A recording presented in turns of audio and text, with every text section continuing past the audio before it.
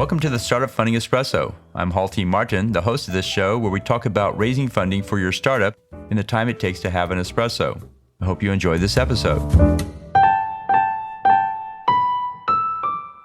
Hello, this is Halti Martin with the Startup Funding Espresso, your daily shot of startup funding and investing. Targeting investors for your fund and getting buy-in is a key step in raising a fund. Potential investors include family offices, high net worth individuals, and angel investors. Larger institutional investors, such as pension funds, are typically not interested in unproven fund managers and rarely go below $50 million funds. Institutional investors look for a prior track record and have a minimum investments that would put their investment above a limit on how much of the fund their investment takes. This is typically around 20%.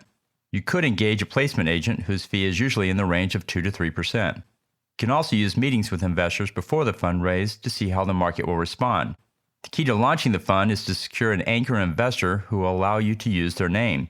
This gives the fundraise momentum as the initial funds are secured. The most common question will be about past performance. If you have led funds in the past, then you have a track record to present. If not, then if you invested as an angel investor in numerous startups, then that too could give you a performance record. Be sure to highlight any investments that resulted in a successful exit.